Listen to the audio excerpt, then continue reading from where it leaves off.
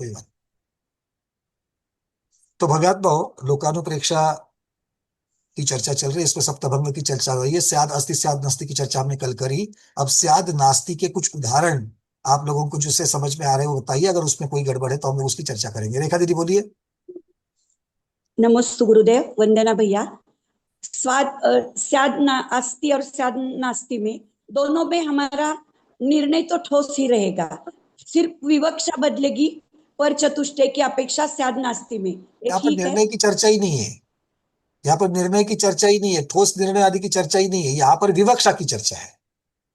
हाँ। यहाँ पर विवक्षा की चर्चा, किस अपेक्षा से बोल रहे हो, किस दृष्टिकोण से बोल रहे हो, किसके बारे में बोल रहे हो, कौन बोल रहा है। वस्तु, वक्ता, कथन, विवक्षा। लेकिन स्याद नास्ति में जो हम बताएंगे उसमें नकारात्मकता भी नहीं आनी चाहिए ना, सिर्फ त्याग विवक्षा नास्ति में, बदलनी पड़ेगी स्याद ना। नास्ति में नकारात्मकता तो है ही है, क्यों नहीं है। किंतु है लेकिन नकारात्मक वो, परिचतुष्टय की अपेक्षा है। हाँ, पर चतुष्टय की अपेक्षा, लेकिन जैसा चाहिए वैसा तो विपरीत बताएंगे तो। दिमाग से जब तक अस्थि को नहीं निकालोगे नास्ति के लिए जगह नहीं बनेगी। मैंने आपको उदाहरण दे दिया पिता का, सासू माँ का, हाँ। उससे क्लियर होता है ये तो मेरा बेटा ही नहीं है। हम्म, किसकी अपेक्षा है, कुछ भी नहीं, वहां पर अपेक्षा तो उसके दिमाग में है। समझ में आ गया। क्लियर है। चलिए। हाँ। अब ऐसे ही लोग प्रश्न पूछे जिन्होंने इसका स्वाध्याय किया है, जिन्होंने इसके ऊपर चिंतन मंथन किया है। कल सिर्फ सुना है, आज ऐसे ही बैठे हैं, पचासों प्रश्न उठेंगे बिना चिंतन के, बिना मंथन के। और उसके लिए मैं टाइम यहाँ पर वेस्ट नहीं करने वाला हूँ, ठीक है ना। आगे बढ़ेंगे फिर। प्रमोद जी बोलिए। अब मेरे को ऐसा ना है कि यहाँ पे हम पर चतुष्टय को आरोपित करके फिर देखें। शब्द आप कुछ भी लगाओ, हम कहेंगे परचतुष्टय की अपेक्षा लगा करके हम कथन कर रहे हैं। आरोपित उसको मतलब उसको पर चतुष्टय लगा के फिर हम उसको देख रहे हैं कि ये बिल्कुल वो बिल्कुल परचतुष्टय से आरोपित कर रहे हैं, इसलिए नकारात्मक आ रहा है। क्योंकि जी कोई भी चीज का अस्तित्व कैसे है, स्वचतुष्टय से है। आप जी। परचतुष्टय का आरोपण करोगे तो नहीं दिखेगा, तो नास्ति बन गया। बस बिल्कुल ठीक है। वही वही मेरा मतलब है। ठीक है। अनिता पहाड़ी दीदी, स्वाध्याय किया है क्या? अनम्यूट कर रहा हूं। अनम्यूट तो करो, हाँ। किया सर। जैसे बोलिए। पर चतुष्टय हमेशा नाचती ही रहेगा विवेक्षा की अपेक्षा से। बिल्कुल। क्योंकि परचतुष्टय की अपेक्षा हमेशा नास्ति ही आएगा, क्योंकि आपके जैसे सामने वस्तु विद्यमान है, अस्थि रूप है। और अस्थि रूप है तो उसको नास्ति बनने के लिए परचतुष्टय की विवक्षा लगेगी। जैसे घड़ा लाल है अस्थि और हम्म। घड़ा लाल नहीं है नास्ति। घड़ा लाल है अस्थि, घड़ा लाल नहीं है नास्ति, बिल्कुल सही। क्योंकि लाल बराबर घड़े है। की चर्चा, दोनों जगह पर लाल घड़े की चर्चा चल रही है, बिल्कुल ठीक। अच्छा, ठीक है। बिल्कुल ठीक। ठीक है। अब विवक्षा हमने पूछी थी कि आपको आपकी विवक्षा पता है कि आप उसको लाल क्यों नहीं कह रहे हो। मुझे मेरे इसमें काला है मैं समझ, तो तो ठीक है। उससे अब अपेक्षा आपकी से लाल विवक्षा, नहीं है। विवक्षा के ऊपर कोई इसका निषेध ही नहीं है। आप कोई भी विवक्षा, क्योंकि तो ये परचतुष्टय की अपेक्षा कोई भी विवक्षा लग सकती है। जो वक्ता कथन करेगा उसके हिसाब से ही वो नास्ती रहेगा ना फिर। बिल्कुल, क्योंकि वक्ता नहीं बदल रहा है, अच्छा। वस्तु नहीं बदल रही है, सिर्फ विवक्षा बदल रही है। कथन बदल ओके। रहा है क्योंकि विवक्षा बदल रही है। हाँ, ठीक है। बहुत बढ़िया। स्वाति कतरी दीदी, स्वाध्याय किया है क्या? नमस्ते आचार्य श्री वंदना भैया जी। स्वाध्याय करने का प्रयास किया है, थोड़ा कुछ सुना समझ है में ना, नहीं कल का आया। सुना है या चिंतन किया है, नोट्स जो बने उसको पढ़ा हाँ, है। थोड़ा वही तो चीजें देखी है कल हमने, 10 मिनट का स्वाध्याय काफी है। बोलिए। ये ऐसा क्यों कहना है और कब इसमें इस्तेमाल इस्तेमाल करना ऐसा है क्यों कि। कहना है, अभी उदाहरण दे दिया मैंने। हाँ। जब भी हमको अस्तित्व में जो वह चीजें हैं उसमें हमें परद्रव्य की अपेक्षा, पर चतुष्टय की अपेक्षा से दूसरी चीजें दिखना चालू होती है, तो अपने आप नास्तिक कथन आता ही आता है। जानबूझ करके नहीं करना है। प्रसंग क्या पूछता, सिचुएशन परिस्थिति उस प्रकार से उद्भव होती है, तब जाकर के करता है। अब पिता ने पुत्र को मेरा पुत्र पुत्र नहीं है ऐसा क्यों कहा, कुछ तो कारण हो गया, कुछ तो कांड करके आ गया वो, इसलिए बोल तो दिया। वो सत्य नहीं समझना ना। सत्य क्यों नहीं नास्तिक है? तो। उसका सत्य, उसका, क्योंकि उस विवक्षा की अपेक्षा से वो सत्य है। सत्यासत्य की बात ही नहीं है यहाँ पर, यहाँ पर कथन की बात है। यहाँ पर कथन की बात है, इसको समझ लो।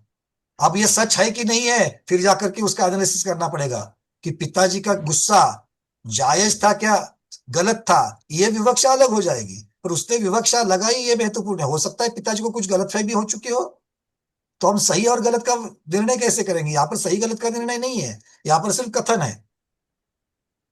अब सासू माँ वो अपने बहुरानी को पसंद ही नहीं करती पहले से, इसलिए उसको दायन कह रही है।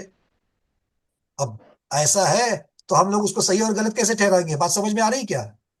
ये सिर्फ कथन करने की विवक्षा है, बस, दैट्स ऑल।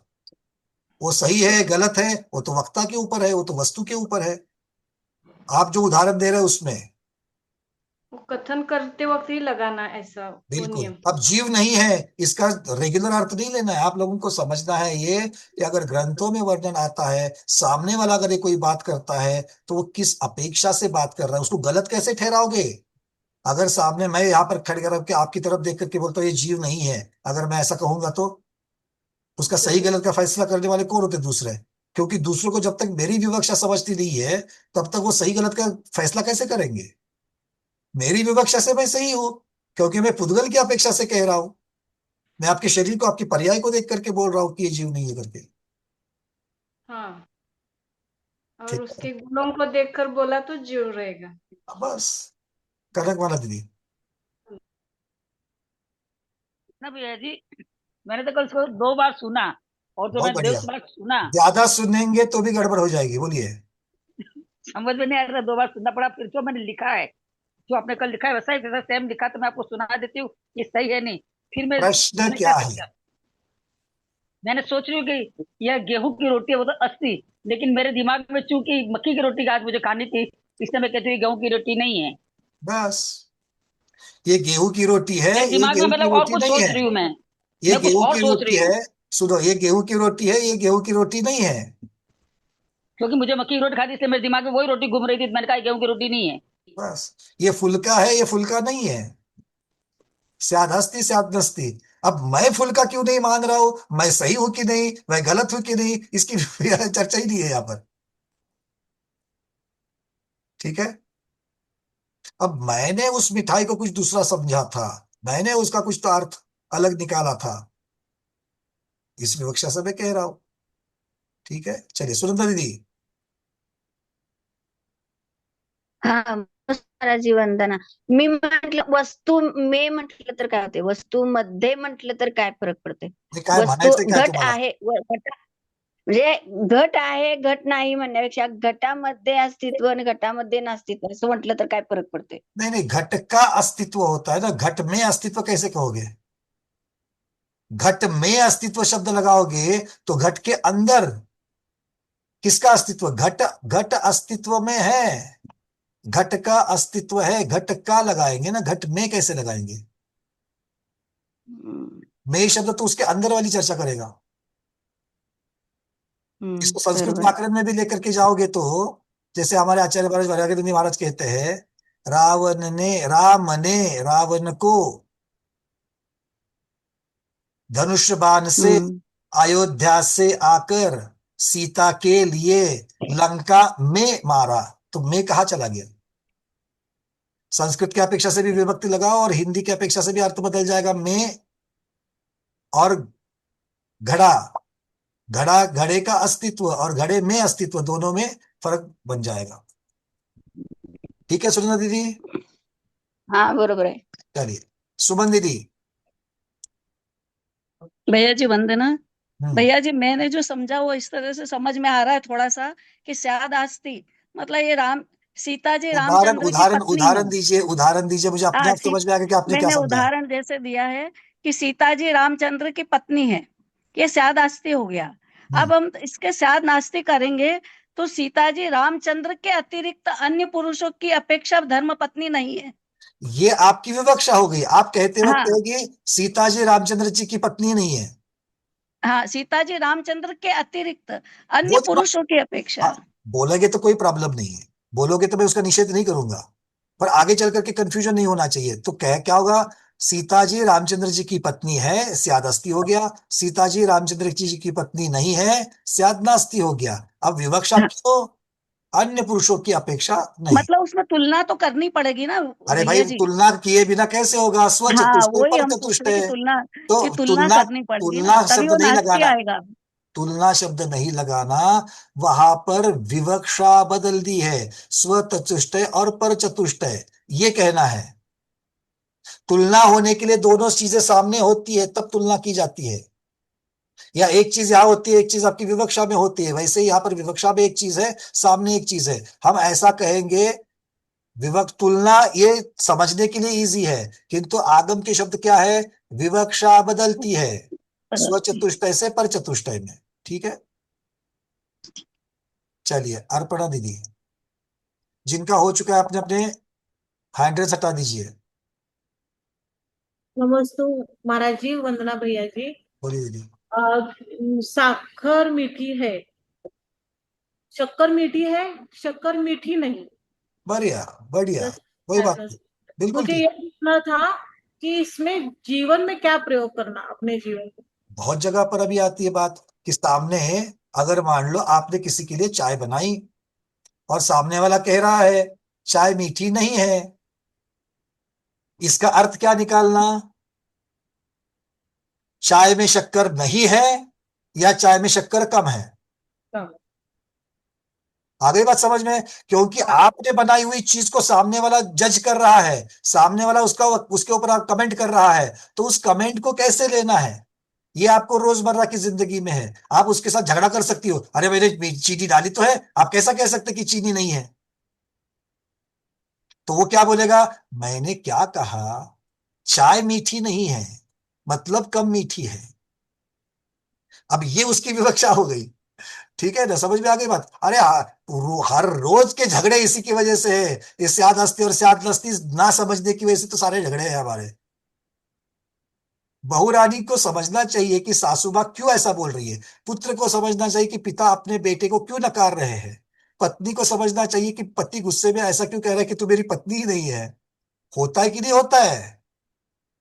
तो वो किस विवक्षा से होता है? अब बताओ मुझे, किस विवक्षा से होता है जब कोई पति कहता है पत्नी को तू मेरी पत्नी ही नहीं है?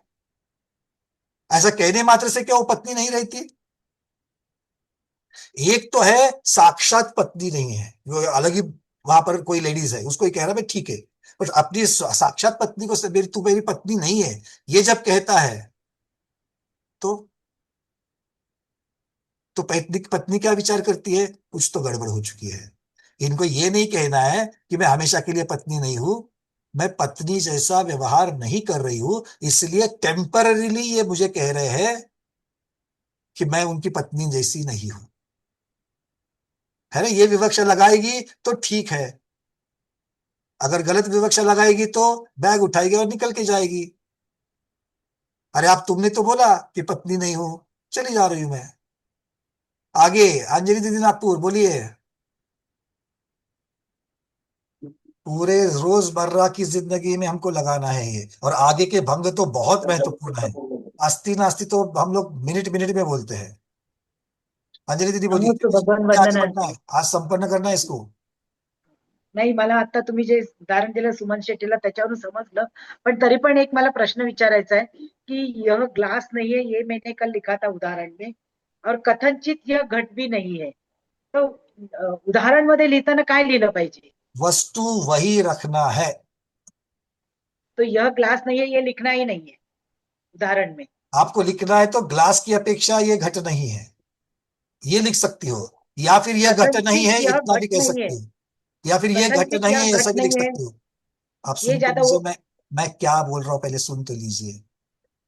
ये घट नहीं है ऐसा भी लिख सकते हो, या फिर ग्लास की अपेक्षा ये घट नहीं है ऐसा भी लिख सकते हो। आपने वहां पर विवक्षा का भी कथन कर दिया और स्याद नास्ति वाला भी कथन आ गया, दोनों चीजें आ गई। ठीक है, ठीक है ना? मीनाक्षी कारण दीदी उदाहरण लिहितानाच बोलिए। गडबड झाली। कोई बात नहीं, करेक्ट तो कर लो। चंदा दीदी।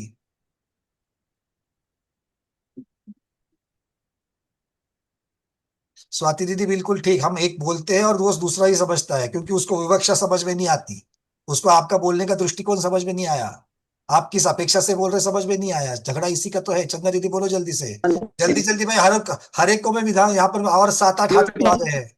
क्वेरी पूछो, मुझे उदाहरण मत बताओ, अब सबको उदाहरण समझ में आ गए। उदाहरण नहीं, क्वेरी कोई है तो, प्रश्न है तो पूछो। हाँ, अंदर बेटे आवाज कट रही है दीदी। ड्यूटी है, ड्यूटी हो रहा है। दीदी आपकी आवाज कट रही है। हाँ, ड्यूटी हो रहा है। वीडियो बंद करके बोलिए।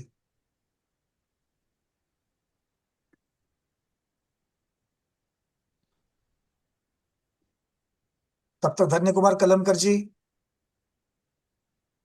अनम्यूट करके बोलिए। वंदन भैया जी। हाँ बोलिए। चंदा दीदी बोलिए। मैं बोलूं? बोलिए बोलिए। हाँ भैया जी, स्यादस्ती और स्याद नास्ती ये तो समझ में आ गया, लेकिन ये सप्तभंग जो है ना, ये तो मैंने पहले कभी पढ़ा ही नहीं कहीं पर भी। कोई बात नहीं। अपन ने पहले भंग करे थे वो चीज अलग है। कोई बात नहीं, आज तो पढ़ ही रहे ना, पहले पढ़ा नहीं तो अच्छी बात है। पहले जो आएगा, पहली बार ही आएगा तो बिल्कुल पक्का आएगा, ठीक है ना। पर समझ एकदम से समझ में नहीं आता ना, ये क्या है, सब स्याद एकदम आस्ती अलग सा स्याद लगता नस्ती है ना। समझ में स्याद आस्ती नास्ती समझ में आया क्या? हाँ हाँ क्यों है, हाँ इसका उपयोग क्या है, कैसे करना है, इसके नियम क्या है, ये सभी बातें समझ में आ गई है। बहुत बढ़िया, चलिए आगे बढ़ते हाँ। हैं। आगे के भंगों पे ऐसे समझेंगे।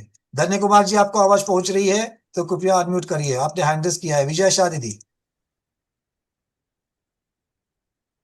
मैं जीव द्रव्य हूँ, मैं जीव द्रव्य नहीं हूँ, क्योंकि ये पुद्गल द्रव्य नहीं है। ये विवक्ष लगाइए। मुझे अब उदाहरण नहीं चाहिए, प्रश्न चाहिए। आप बिल्कुल ठीक बोल रही हो। अब हमने हाँ, ये देख लिया है कि हस्ती नस्ती के उदाहरण कैसे करने हैं। प्रश्न पूछिए। मुझे ये पूछना है कि अ, विवक्षित अपेक्षा से नास्तिक क्यों स्पष्ट बताया है, नास्तिक पर क्यों क्योंकि जोर दिया विवक्षा है? बदल गई, इसीलिए कथन बदल गया। अच्छा। जब विवक्षा पहले स्वतंत्र चतुष्टय की थी, कोई एक प्रकार से कथन आ गया। जब विवक्षा बदल गई, स्व चतुष्टय की जगह पर चतुष्टय की हो गई, तो मेरा कथन बदल गया, सीधी बात है। क्योंकि ये अपने को समझ में आने जगह की हम क्रोध मान माया लोग करते हैं तो समझ लेना चाहिए कि ये क्रोध नहीं करना, इसके अपेक्षा से पर चतुष्टय का महत्व लिया है क्या? सब जगह पर कषाय नहीं लगा सकते हैं। हाँ। सब जगह पर जब सरागी है तो सराग की अपेक्षा से ही कथन करेंगे। जब सरागी है तो सराग की अपेक्षा से ही कथन करेंगे। किंतु यहाँ पर कथन कैसे करना है, कथन का अर्थ क्या लेना है, ये महत्वपूर्ण है। इसने ये कथन सही है कि गलत है, इसकी विवक्षा हम अब यहाँ पर नहीं कर रहे, उसका एनालिसिस नहीं कर रहे। अच्छा। ठीक है, पवन जी ठीक। बोलिए। वंदना, नमस्ते गुरुदेव। वितराग भगवान कुछ देते नहीं है, इसमें कैसी विवक्षा लगाएंगे फिर?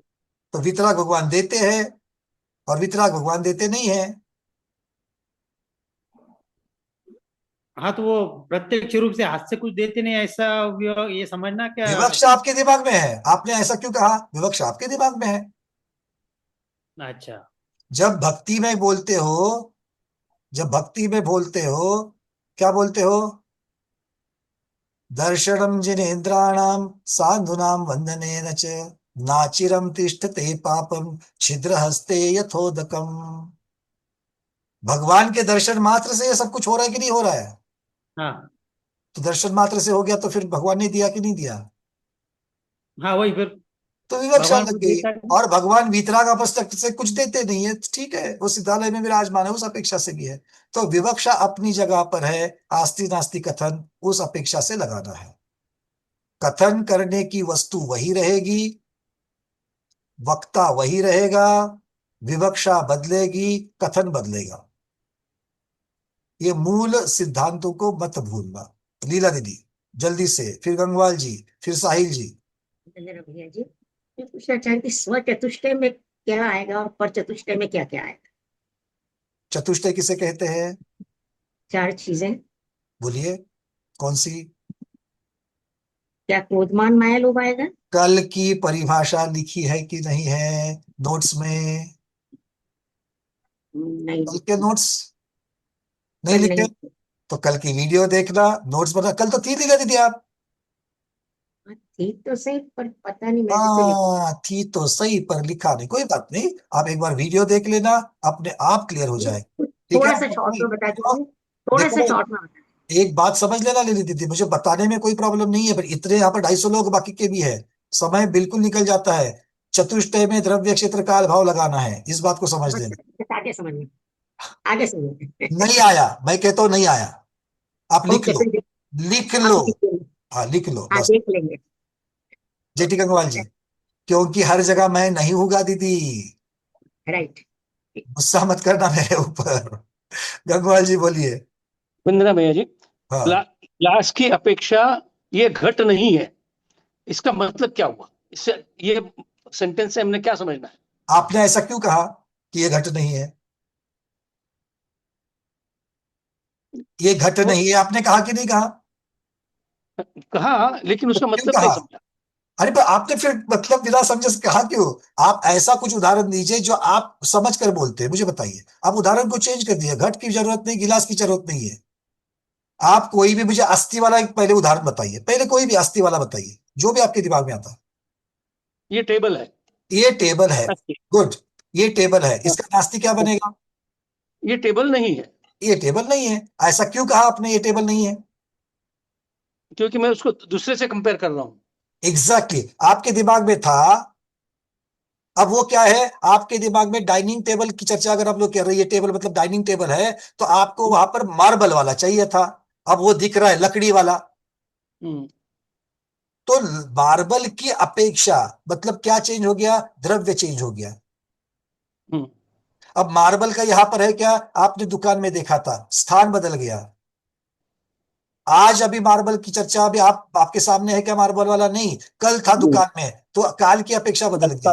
उसका मार्बल पना था, इसके पास इसका लकड़ी पना है, भाव बदल गया। तो ये परचतुष्टय मतलब कौन सा? मार्बल वाला जो डाइनिंग टेबल है वो परचतुष्टय की अपेक्षा से मार्बल वाला हो गया, उसका आपके दिमाग में विवक्षा है, इसलिए आप कह रहे कि ये टेबल नहीं है। लेकिन ये टेबल नहीं है, ये तो कथन सही नहीं है ना फिर। क्यों नहीं है? क्योंकि आपके दिमाग में स्वचतुष्टय है। टेबल तो है। टेबल तो है, बिल्कुल टेबल तो है। टेबल तो है, किस अपेक्षा से टेबल है? आप विवक्षा भूलते हो, आप सिर्फ इतना देख रहे हो कि मेरे सामने खड़ा है। अगर ये टेबल है तो फिर आपने ऐसा क्यों कहा ये टेबल नहीं है?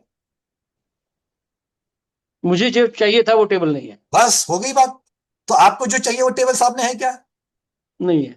नहीं है, मतलब जब आपको चाहिए वाले टेबल की अगर विवक्षा होगी तब नहीं है, किंतु साक्षात है इसीलिए है। दोनों चीजें है कि नहीं? विवक्षा समझ में आ गई?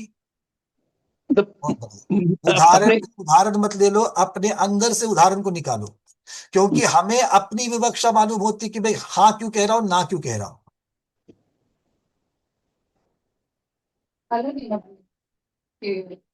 गंगवाल जी ठीक है? हाँ समझ में आ गया। बहुत बढ़िया, चलिए मुझे ये चाहिए अंतिम वाक्य। विजया पालिया दीदी जल्दी से, फिर साहिल जी।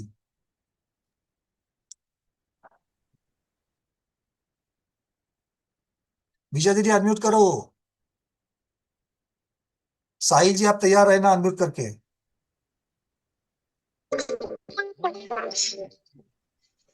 विजया दीदी बोलिए। माता त्रिशला को वर्धमान के मित्रों ने पूछा वर्धमान कहाँ है, तो उन्होंने बताया वो 7 मंजिल थी। तो बच्चों 7वें मंजिल पर पहुंचे, पिताजी स्वाध्याय कर रहे थे। बच्चों ने पूछा कि वर्धमान कहाँ है, तो उन्होंने बताया वर्धमान नीचे है। तो वर्धमान को ढूंढते ढूंढते बच्चे 4थे मंजिल पर आ गए, वहां वर्धमान थे।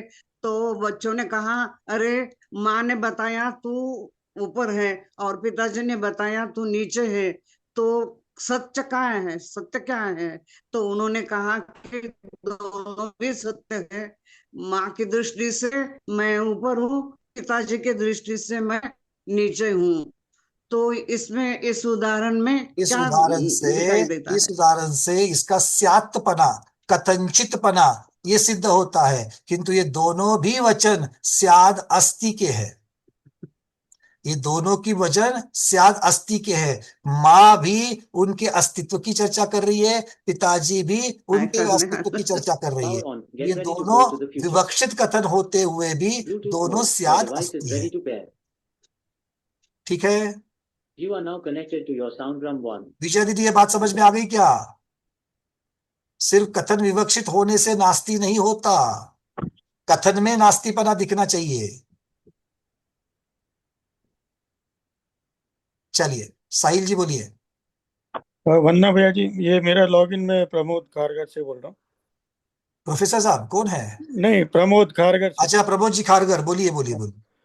ये शादवाद का जो विषय है कि इससे बहुत सी वर्तमान की या सभी परेशानियां खत्म हो सकती हैं, तो जैसे इसको अगर लगाएं, जैसे कश्मीर है, मैं भारतीय हूं तो मैं कहता हूं कश्मीर मेरा है, और कश्मीर मेरा नहीं है, ये पाकिस्तान की विवक्षा से हुआ, तो दोनों बातें, पाकिस्तान मेरा है ये आस्ती, और पाकिस्तान मेरा नहीं है ये नहीं नास्ती। देखो यहाँ पर वक्ता जो है पाकिस्तान की अपेक्षा करने की जगह पर हम वक्ता की अपेक्षा से देखेंगे तो पाकिस्तान का भूभाग की अपेक्षा से देखेंगे, अलग अलग हो जाएगा। मैं कहूंगा कि ये महाराष्ट्र की अपेक्षा से ये कश्मीर नहीं है, तो फिर नास्ती बन जाता है। ये कश्मीर नहीं है, नास्ती नहीं, शायद मैं ठीक से नहीं कह पाया। मतलब कश्मीर को लेके जो झगड़ा है, अगर हम शादवाद से देखें तो भारत की दृष्टि से कश्मीर भारत का है, तो मैंने कहा कश्मीर मेरा है, और कश्मीर मेरा नहीं है विवेक्षा है। पाकिस्तान के संदर्भ में देखेंगे तो कश्मीर मेरा नहीं है, ऐसा वो लोग मानते हैं, तो वो नास्ती हो गया। प्रॉब्लम ये है कि दोनों भी है कह रहे हैं। अभी जब विजया दीदी ने कहा था ना, वैसे ये हो रहा है। एक ही वस्तु का कथन दो जगह से है करके आ रहा है।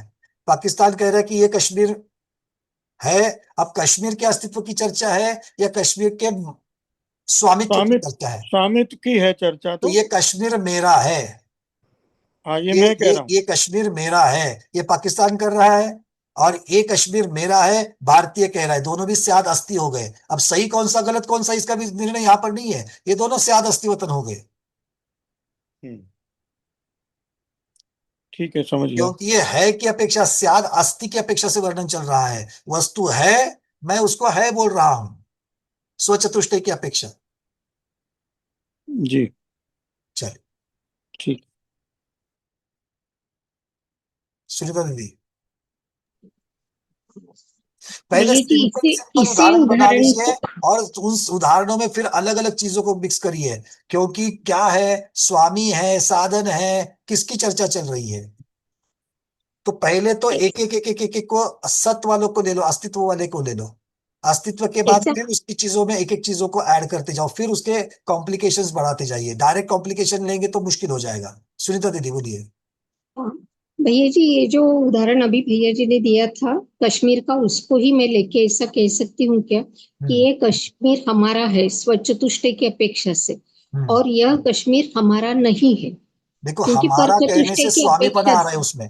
पहले तो कश्मीर वस्तु की चर्चा चल रही, क्या कि ये कश्मीर है कि नहीं है? कश्मीर है और कश्मीर नहीं है। यहाँ कश्मीर है, यहाँ कश्मीर नहीं है, यहाँ ऐसा कश्मीर है, यहाँ कश्मीर नहीं है, बस ये सादस्ती हो गया। ठीक, क्योंकि एक ही वस्तु के बारे में अलग अलग वक्ता आस्ति रूप कथन कर सकते हैं। क्यों? क्योंकि आप वक्ता बदल रहे हो। यहां पर वक्ता भी वही रहना चाहिए, यहां पर वक्ता भी वही रहना चाहिए और वस्तु भी वही रहनी चाहिए, सिर्फ विवक्षा बदलनी है। आप अगर वक्ताओं को बदलेंगे, जैसे स्मिता दीदी के बारे में मुझे वर्णन करना है तो मैं कहूंगा स्मिता दीदी है, सुनीता दीदी बोलेगी स्मिता दीदी है, गंगवाल जी बोलेंगे स्मिता दीदी है, तो तीन वक्ता हो गए। किंतु तीनों के वक्ता होने की वजह से इसको आप अलग अलग भंग नहीं कह सकते। ये सब जगह पर एक ही भंग बन रहा है, स्याद अस्थि भंग बन रहा है। इस बात को भी समझ लेना। क्यों? अब हम भंग की चर्चा कब करेंगे?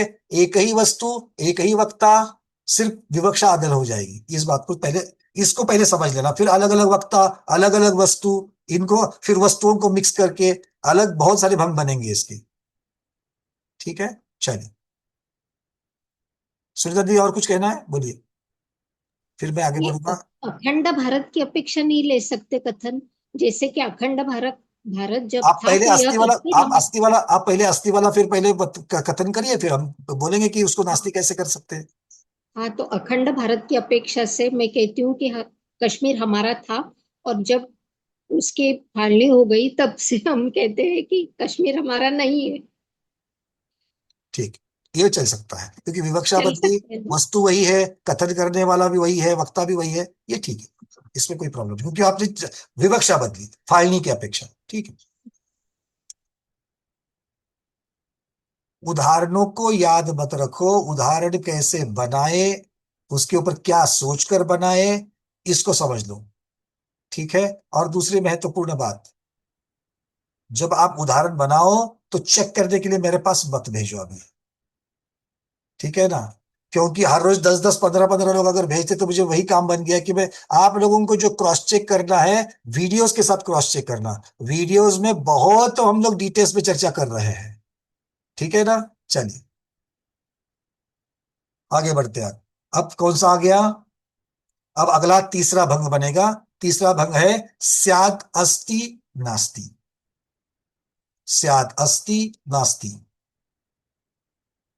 तीनों शब्द अलग अलग लिखना। स्यात् तो को हलंत वाला त, स्यात् अस्ति नास्ति।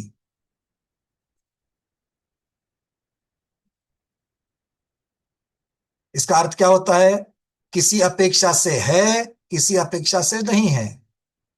जो ऊपर दो भंग बने थे अस्ति और नास्ति, दोनों को एक साथ कर रहे हैं हम लोग यहां पर। अब कथन, अब कथन कैसे बनेगा, किसका कथन कर रहे हैं हम लोग, घड़े का। किसका कथन कर रहे हैं, घड़े का। तो इसका उदाहरण कैसे बनेगा, कथन क्या होगा, स्यात् अस्ति नास्ति घटः। मतलब घड़ा है भी, घड़ा नहीं भी।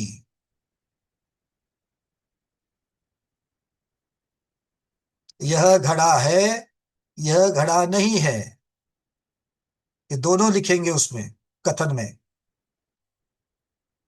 अब अगला क्या होगा, अब क्या करना पड़ेगा आपको इसके आगे, माया दीदी इसके आगे क्या करना पड़ेगा।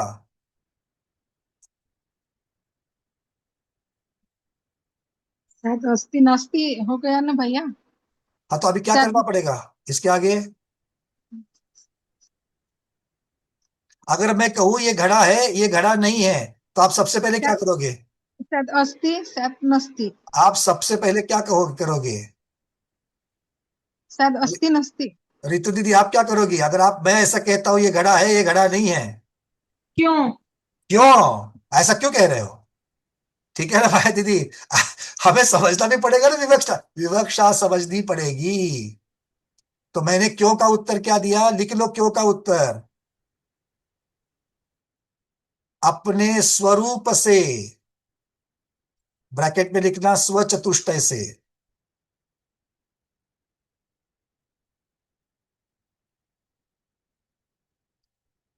घट अपने स्वरूप से अर्थात स्वचतुष्टय से है,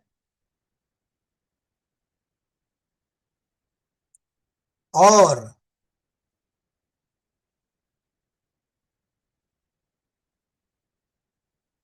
गिलास के स्वरूप से अर्थात परचतुष्टय से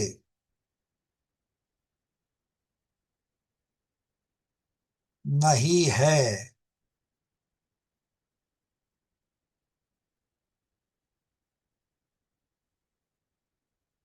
दोनों कथन आगे लिख देना, दोनों कथन अलग अलग अपेक्षाओं से सत्य है, क्योंकि ये सारी चर्चा सत्य की ही चल रही है, इसमें असत्य कुछ नहीं है।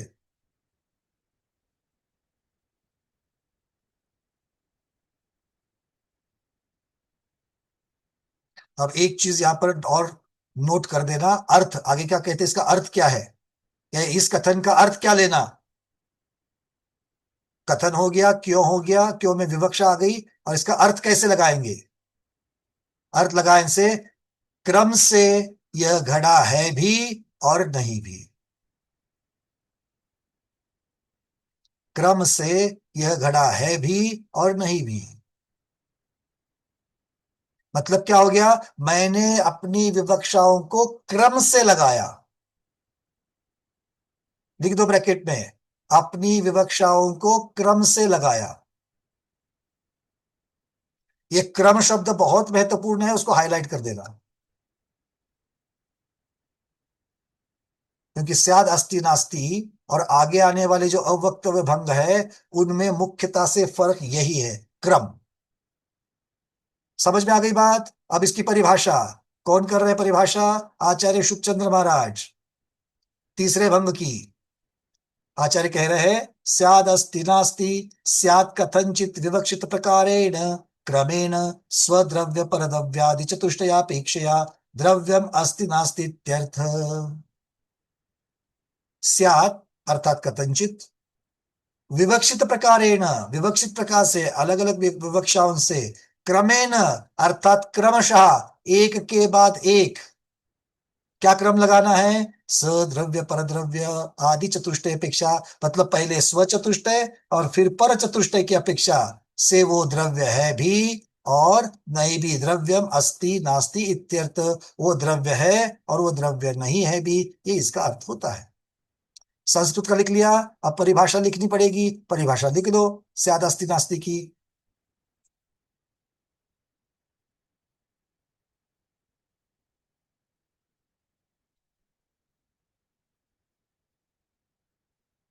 विवक्षित प्रकार से,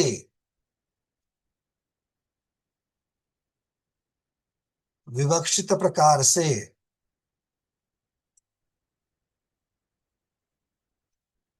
परिभाषा लिखने से पहले गुरुदेव के दर्शन कर लेते हैं तो परिभाषा अच्छी तरह लिख पाएंगे। ठीक है, चलिए। प्रज्ञा श्रवण गुरुदेव से अमित सागर जी महाराज की जय। नमोस्तु नमोस्तु नमोस्तु भगवान। सबको आशीर्वाद। और भी नीता दीदी भी हमें दर्शन करा रही है महाराज के, दर्शन कर लेते हैं। मैं को होस्टिंग दे रहा हूँ दीदी आपको, और आप वहां से अनम्यूट करना, महाराज जी को भी हम लोग सुनेंगे। स्पॉटलाइट कर रहा हूं मैं। नमोस्तु नमोस्तु नमोस्तु भगवान, नमोस्तु भगवान। सभी को बहुत बहुत आशीर्वाद। बहुत अच्छा स्वाध्याय चल रहा है, सभी को मेरा बहुत बहुत आशीर्वाद। जी भगवान, अब लोकानुप्रेक्षा में सप्तभंग की चर्चा शुभचंद्र महाराज कर रहे हैं, उसकी चर्चा हम लोग कर रहे हैं और अलग अलग उदाहरणों से समझ ले रहे हैं इसको। बहुत बढ़िया।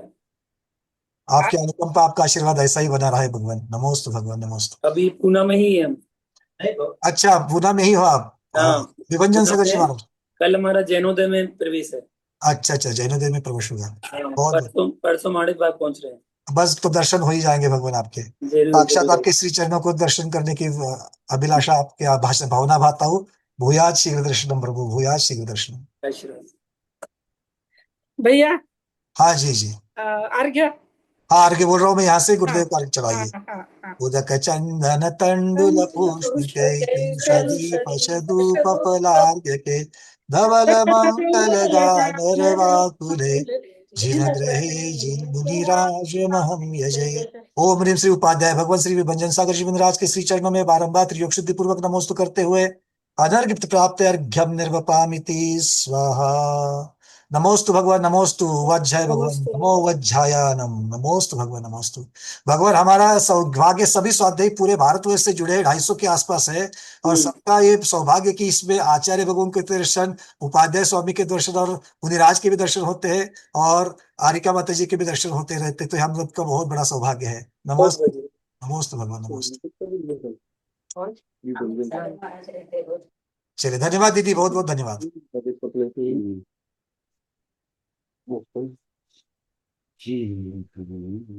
आगे बढ़ते। ये उपाध्याय भगवत विभंजन सागर जी महाराज विराज सागर जी के शिष्य है और ये पूना में विराजमान है। पूना में उनका विहार हो रहा है। तो इस पूना के जो हमारे जितने भी स्वाध्यायी है, नजदीक की जो भी स्वाध्यायी है, जरूर आकर के भगवंतों के चरणों के लाभ लेना चाहिए। और उपाध्याय भगवान जो है वो तो स्वयं ज्ञाता होते हैं शुद्ध ज्ञान के, भगवान की दिव्य ध्वनि के, और दूसरों को भी वो ज्ञान कराते हैं। ये एक विशेष उनके चरणों में जाने का प्रभाव रहता है, तो ऐसे मौकों को नहीं चूकना चाहिए। और दूसरी जगह नहीं जाना है, अपने ही नगर में जब आते हैं मुनिराज तो जरूर हमें उनके दर्शन के लिए जाना चाहिए।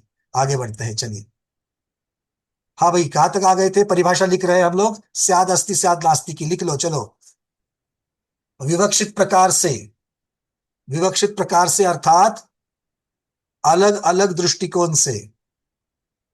ब्रैकेट में लिखना शब्द अगर कभी कभी अर्थ नहीं लगता उसका तो अपनी भाषा में भी लिखने चाहिए। आगे लिखो, अलग दृष्टिकोण से। आगे लिखना है क्रमशः, क्रमशः ब्रैकेट में लिखो एक के बाद एक। एक के बाद एक, ब्रैकेट कंप्लीट, आगे लिखना। पहले स्व चतुष्टय,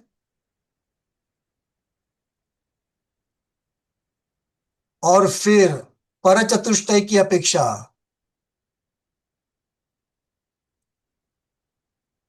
और फिर पर चतुष्टय की अपेक्षा वह द्रव्य है भी,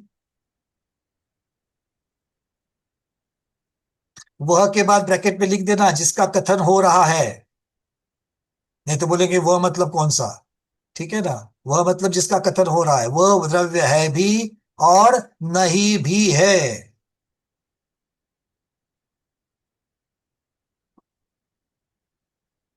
उदाहरण क्या उसका, ये घड़ा है भी और ये घड़ा नहीं भी है। दोनों जगह पर भी लगेगा, ही कहीं नहीं लगेगा, दोनों जगह भी लगेगा। यह घड़ा है भी और यह घड़ा नहीं है भी, या नहीं भी है। समझ में आ गया। स्याद अस्ति नास्ति क्रम से अब तक, क्योंकि हम लोगों ने जो दो चर्चा पहले करी थी अस्ति और नास्ति, तो एक स्व चतुष्टय की अपेक्षा से वर्णन है, एक पर चतुष्टय की अपेक्षा से वर्णन है, ये दोनों यहां पर लगा दिए। ये मेरा पुत्र है भी और मेरा पुत्र नहीं भी, ये मेरा पुत्र है भी और ये मेरा पुत्र नहीं है। जब सुपुत्र है, सुपुत्र वाले काम कर रहा है, तब उस अपेक्षा से ये मेरा पुत्र है। व्यसन आदि में लिप्त है, उस अपेक्षा से मेरा पुत्र नहीं है। चर्चा किसकी चल रही है, वस्तु कौन है, एक ही है पुत्र, वक्ता कौन है, पिता। किंतु विवक्षा बदल गई और दोनों विवक्षाओं को क्रम से लगाया, ये बनता है स्याद अस्ति स्याद नास्ति, स्याद अस्ति नास्ति। क्लियर हो गया। इसमें ज्यादा कुछ बोलने की जरूरत है क्या, नहीं। क्यों ज्यादा बोलने की जरूरत नहीं है, क्योंकि पहले दो को अच्छी तरीके से समझा है। क्लियर। हाँ, इसीलिए कल की पूरी क्लास और आज की आधी इसके ऊपर चली गई है। आगे चलो, आगे बढ़ेंगे कि नहीं बढ़ेंगे, बढ़ेंगे। चलो बहुत बढ़िया, चेहरे बढ़िया हो गए आज, बिल्कुल स्त्री हो गई चेहरे के ऊपर। सुबह सुबह पहले 10 मिनट पहले ऐसे नहीं थे। आगे चलो, अब अगला भंग है, चौथा भंग आएगा स्याद अवक्तव्यम। स्याद अवक्तव्यम, दोनों शब्दों को अलग लिख दिया। स्यात में तो हलंत वाला आएगा और अवक्तव्यम, और अगर दोनों को मिक्स करेंगे तो स्याद द बनेगा, दया, दया वाला द बनेगा, स्याद वक्तव्यम। अ का लोप हो जाएगा। अ का लोप क्यों हो गया, जो हलंत वाला द था उसको पूरा द बनाने में अ का लोप हो गया। ठीक है ना। महाराज जी आपको कातिल का रूप माला बनाते हैं, सिखाते हैं। महाराज जी बोलिए। दा बन गया है। हाँ जी। था दा, तीसरा हाँ अक्षर बन जाता है। हाँ, ये महाराज जी कातिल का रूप माला उसमें मिल गया तो दा पूरा हो गया। बिल्कुल, तो अ का लोप होकर के द पूरा हो गया। नहीं, हाँ, लोप पहले नहीं हुआ, उसमें दा में मिल गया। हाँ, त का द हुआ और हाँ, द पूरा हो गया।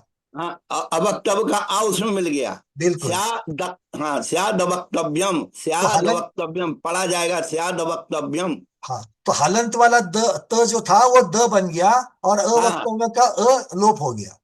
नहीं, लोप नहीं हुआ भैया, लोप होने को डाला ना, उसमें दा में आ मिल गया तो दा पूरा हो गया। भगवान, पर लिखते वक्त तो हम अ नहीं लिखेंगे ना। लिखते वक्त कैसे लिखेंगे, दा में आ मिल गया, लोप नहीं हुआ। लोप होने का मतलब कि वो तो फिर खत्म ही हो गया। नहीं, लोप हम क्यों कह रहे हैं भगवान, इसकी विवक्षा बताते हैं। लिखते वक्त मैं अ नहीं लिखूंगा। नहीं तो आ कहाँ गया, हम ये कहेंगे शहीद हो गया, हलंत वाले त से दा में मिल बनने के। गया भैया, आ दा में मिल गया, दा पूरा हो गया, स्याद वक्तव्यम ऐसे भगवान पढ़ेंगे। कोई बात नहीं, आप कह रहे हो द में मिल गया, मतलब मुझे इतना ही बताना है कि अ को लिखना नहीं है, स्याद लिखेंगे, उसके बाद वक्तव्यम लिखेंगे, अ फिर से नहीं लिखेंगे। ठीक है क्या भगवान ये? आप कह रहे हैं वो ठीक है, लेकिन उच्चारण में क्या पढ़ेंगे? हाँ, आप उच्चारण की चर्चा कर रहे हैं, मैं लिखने की कर रहा हूँ, क्योंकि यहाँ पर बच्चे हमारे लिख रहे हैं। हाँ हाँ, क्योंकि अगर वो ऐसा लिखेंगे स्याद और आगे अवक्तव्यम लिखेंगे तो गलत हो जाएगा, अ लिखेंगे तो गलत हो जाएगा। उच्चारण के समय में कैसा है, स्याद अवक्तव्यम, ये ऐसा आ जाएगा। संधि विग्रह पढ़ेंगे तो स्यात अवक्तव्य, स्यात टा, आधा टा, हाँ स्यात् अवक्तव्य। हाँ, और अब जब हम टा को दा बना देंगे और आ उसमें मिल जाएगा तो स्यादवक्तव्य पढ़ेंगे, स्यादवक्तव्य। हाँ, स्याद वक्तव्य। तो बस वही बात है कि उसमें अ नहीं लगाना, ये हम अपनी भाषा से कह रहे हैं। हाँ, तो आ कहाँ गया? दा में मिल गया। अ कहा गया, द में मिल गया, उसका स्वतंत्र हाँ, अस्तित्व खत्म हो गया। इसलिए हम उसको लोप करने को तो हटाना है, परंतु परस्य लोपम नहीं करना। कोई बात नहीं भगवान, आप इस साइड से देख रहे हैं, मैं इस साइड से देख रहा हूँ, बस इतना सा फर्क है। नहीं, ये तो अपेक्षा है, लेकिन अपेक्षा भी सही ढंग की होना चाहिए। ठीक अपन लोप करेंगे तो लोप ना कह के उस आकार को दा में मिलाना है।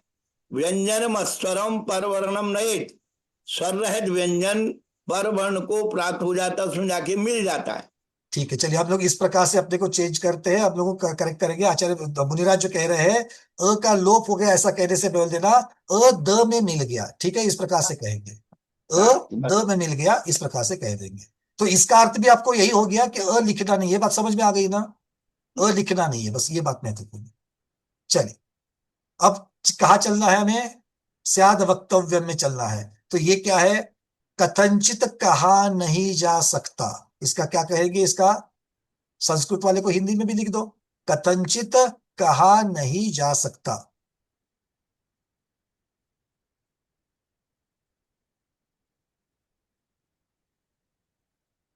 चलिए पहले इसकी परिभाषा को भी देख लेते हैं, उसके उदाहरण को भी देख लेते हैं। आचार्य महाराज यहां पर कह रहे हैं स्यात् कथनचित विवक्षित प्रकारेण युगपद उक्तम शक्यत्वात् क्रम प्रवर्तिनी भारतीति वचनात् युगपत् स्वद्रव्य परद्रव्यादि चतुष्टयापेक्षया द्रव्यम वक्तव्यम इत्यर्थ। अब इसको एक एक करके समझ लेते हैं। क्या कह रहे हैं वो?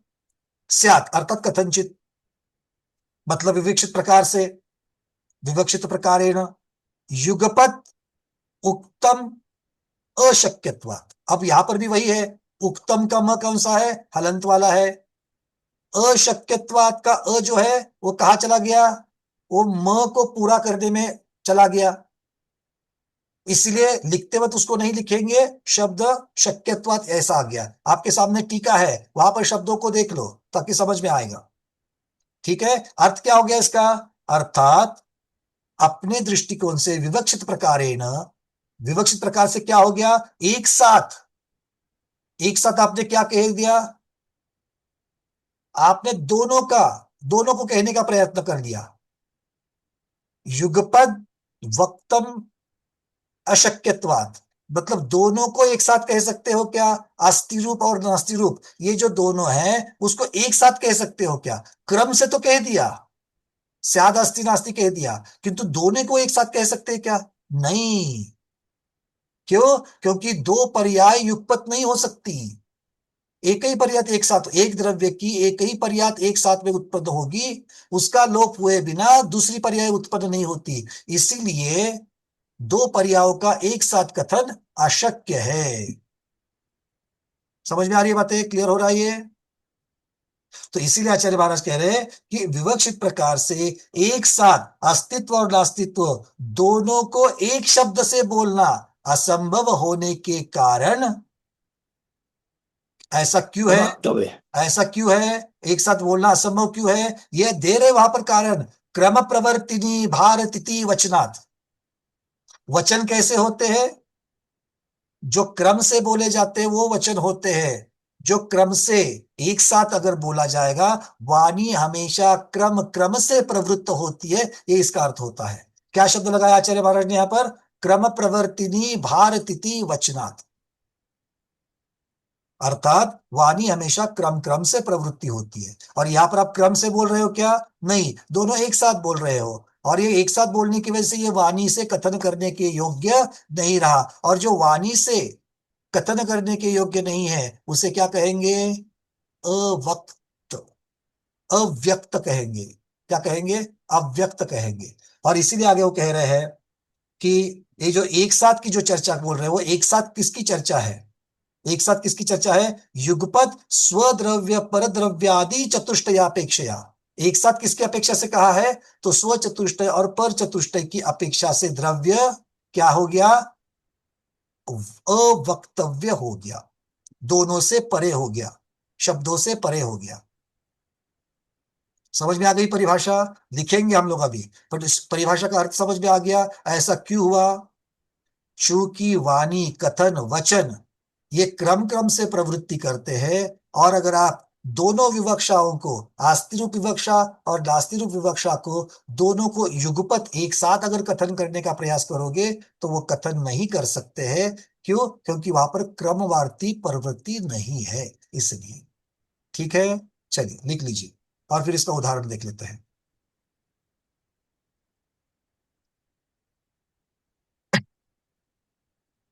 विवक्षित प्रकार से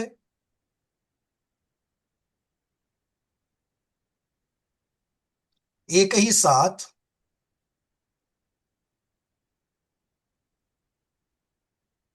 अस्तित्व और नास्तित्व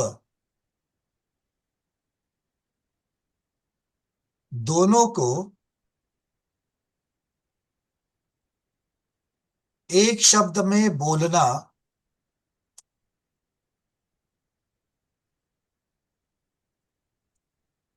असंभव होने के कारण, एक शब्द में बोलना असंभव होने के कारण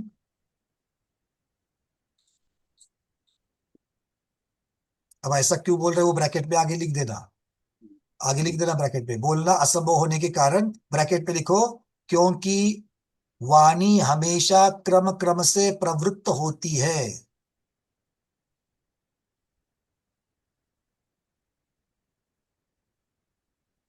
वाणी हमेशा क्रम क्रम से प्रवृत्त होती है, ब्रैकेट को पूर्ण करना, स्वल्प विराम, आगे।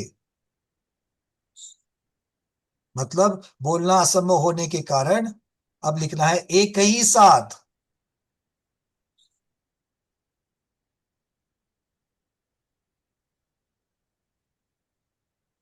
स्व चतुष्टय और पर चतुष्टय की अपेक्षा,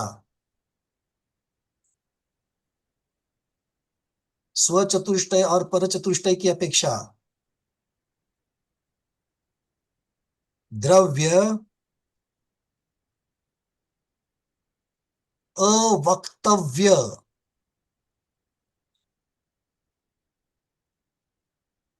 है, द्रव्य अवक्तव्य है, ब्रैकेट में लिखना कथन करने के परे है, या शब्दों से परे है, कुछ भी लिख सकते हैं।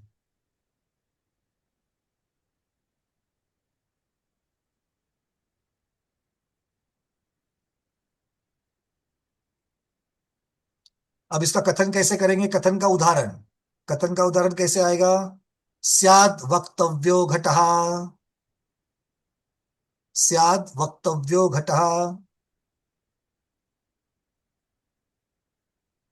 स्याद द लगाना, वक्तव्य, वक्तव्यो घटः,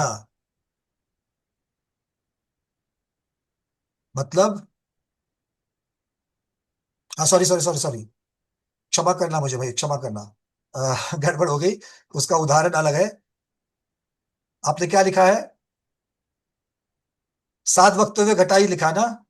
हाँ, क्योंकि वो संस्कृत वाली बात हो गई, ब्रैकेट में लिख देना वस्तु अवक्तव्य है या घट अवक्तव्य है, घट अवक्तव्य है या वस्तु अवक्तव्य है, ये लिख देना उसका अर्थ। क्योंकि संस्कृत तो ठीक है, हिंदी वाला भी लिखना पड़ेगा। अब इसके आगे क्या करेंगे? इसके आगे क्या करेंगे स्मिता दीदी? इसके आगे क्या करेंगे? इसका उदाहरण, उदाहरण तो हो गया ना? पण हे घटवायचं कसं? तो वही तो क्यों? पूछ रहा। हाँ, क्यों? क्यों? इसको पहले क्यों पूछो। अब उदाहरण दे दिया, कथन कर दिया, अब क्यों ऐसा कथन किया भाई पूछो, लिखो अब क्यों। जब है और नहीं है, जब है और नहीं है, इन दोनों को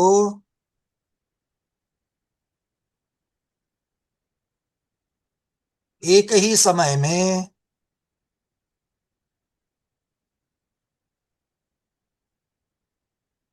एक ही शब्द में एक ही समय में एक ही शब्द में कथन करने के लिए कथन करने के लिए भाषा असमर्थ हो जाती है। भाषा लिखो, वाणी कहो, कथन कहो, जो भी है, भाषा वाणी असमर्थ हो जाती है। ठीक है। तो स्याद अस्ति नास्ति और स्याद अवक्तव्य, ये जो दो है, स्याद वक्तव्य और स्याद अस्ति नास्ति, ये दोनों में क्या फर्क दिखा हमको? दोनों में हम स्वचतुष्टय पर चतुष्टय की चर्चा कर रहे हैं, किंतु एक में क्रम से है इसीलिए वो कथन कर पा रहे हैं, उभय रूप कथन कर पा रहे हैं, और दूसरे में युगपत है इसलिए कथन करने योग्य नहीं है, उसको अवक्तव्य कह दिया। समझ में आ गई बात? दोनों में वस्तु वही है, वक्ता वही है, दोनों की विवक्षाएं वही है, किंतु दोनों विवक्षाओं को क्रम से कहने से एक में वो कथन कर पाए और दूसरे में युगपत होने की वजह से कथन कर नहीं पाए। ठीक है। तो घड़ा कैसा है? अब तक घड़े के चार कथन कर लो, अब तक आपको चार बातें बताई है, तो घड़े का चार प्रकार से कथन कर लो। अर्चना दीदी एक वाला कथन कर लो पहले, कोई भी रैंडम करना है। हाँ, घड़ा है। घड़ा है। हिमांगी दीदी दूसरा बोलो। नहीं भैया, मेरा प्रश्न था कि पर चतुष्टय दोनों मन में आएंगे तो सही, पर वो कह नहीं पाएगा, ऐसा ही बस है ना? दोनों दोनों विवक्षा बनती है किंतु कह नहीं पाते, बस कह नहीं पाते, इतनी सी चर्चा है, इसलिए तो उसको फिर इसमें अवक्तव्य घड़ा कहेंगे। तो फिर इसमें घड़ा है वैसा भी कैसे कह पाएंगे? कहा कह रहे हम लोग? घट अवक्तव्य है।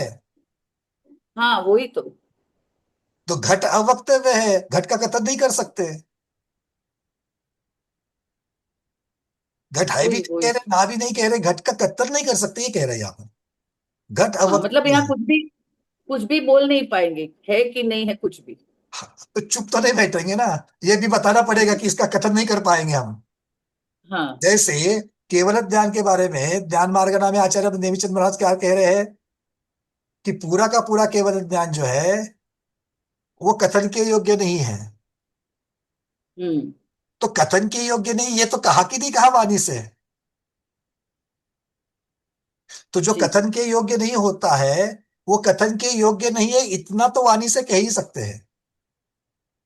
भले उसका कथन नहीं कर सकते हैं किंतु ये अवक्तव्य है, ये कह ही सकते हैं, उतना तो हम लोग कह सकते हैं। ठीक है। जी। चलिए दूसरा भंग कौन बताएगा? एक भंग अर्चना दीदी ने बता दिया। पूर्णिमा दीदी दूसरा भंग जल्दी से, कोई भी रैंडमली बताओ चार में से। ये घड़ा नहीं है। घड़ा नहीं है। चलो बहुत बढ़िया, आगे दीपा दीदी तीसरा भंग। यह घड़ा है भी, यह घड़ा नहीं भी है। ये घड़ा है भी और ये घड़ा नहीं भी है। बहुत बढ़िया। अब आगे, आज किसने उत्तर नहीं दिया अब तक? कोई नया चौथा भंग, रजनी दीदी। नमोस्तु गुरुदेव, वंदना भैया जी। स्याद अवक्तव्यम, इसमें ये होगा कि वो कथन कर ही नहीं पाएंगे ना। अनंत ये चतुष्टय, स्वचतुष्टय और चौथे परचतुष्टय। भंग का कथन तो कर लो। तो चौथा ही तो बोल रही हूँ ना, स्याद अवक्तव्यो घटा। हाँ तो उसका हिंदी में बोलो, हमको संस्कृत नहीं समझती जल्दी से। ये घट अवक्तव्य है, हाँ कथन ये कर। क्योंकि सारे तीन आपने हिंदी में बताए ना, चौथा भी तो हिंदी में बताओ। तो जी। चौथा भंग क्या बना? यह घट या ये घड़ा कथन के अवक्तव्य है, अवक्तव्य है। कथन से परे है। चलो सब लोग अपने हैंडल्स निकाल दो, जिनका प्रश्न है उतना ही रखेंगे, बाकी हैंडल्स हटा दे।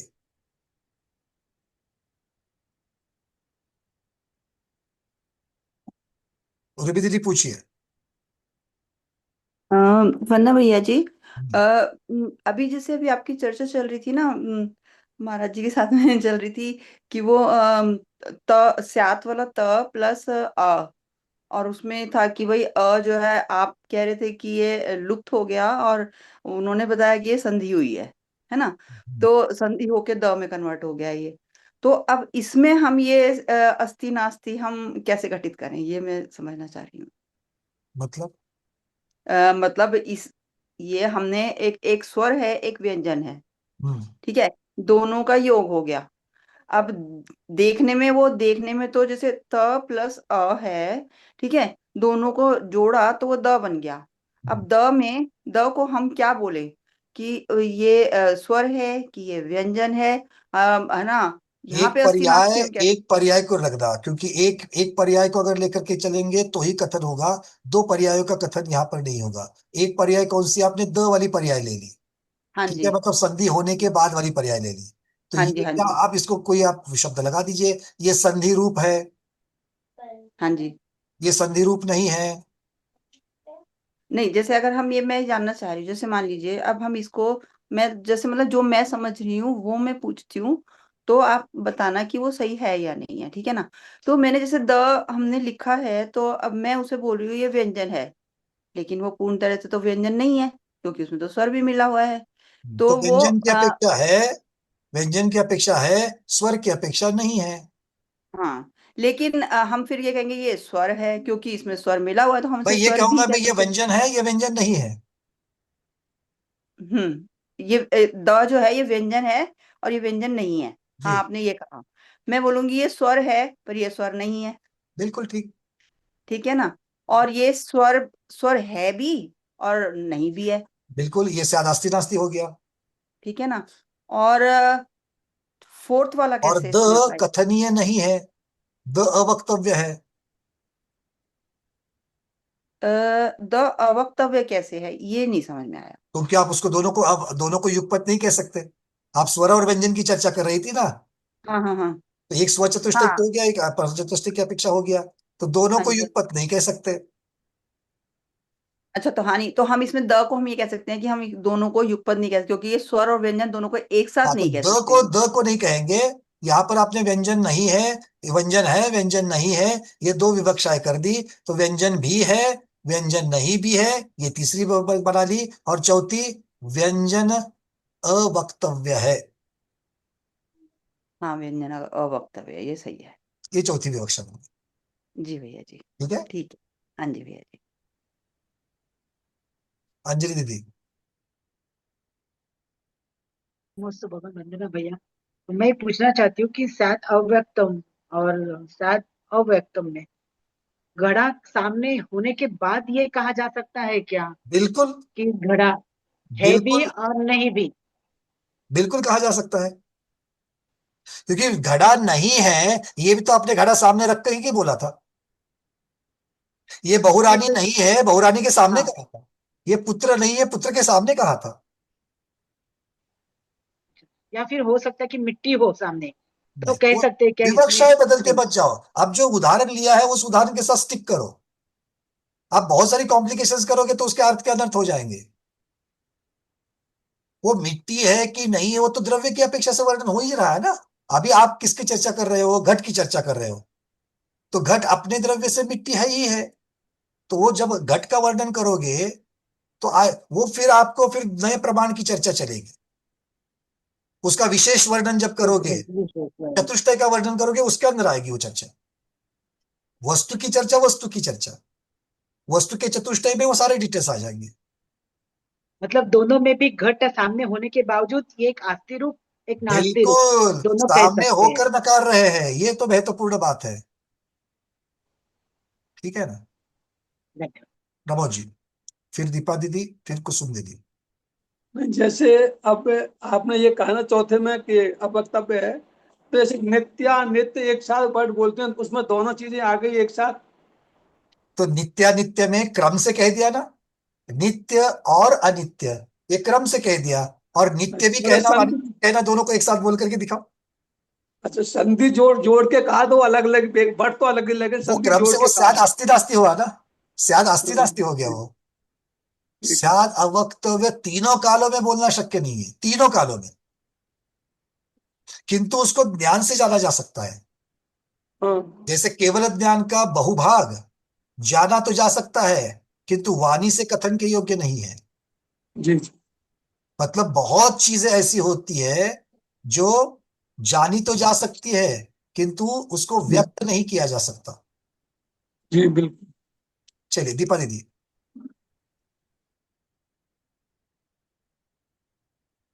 स्यात् अव्यक्त की व्याख्या होना है, आधीच लिखी मैं।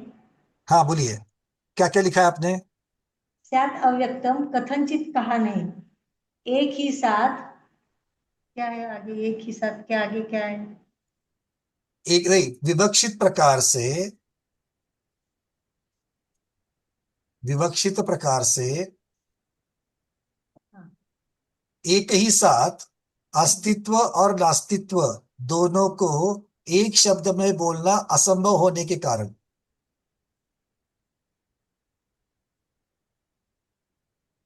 मिल गया? लिखा है आगे का वर्ड। चलिए। तो अभी तुम बोल रहे थे ना वो ये बोल नहीं सकते, वो हवा की इसका वर्णन नहीं कर सकते हम।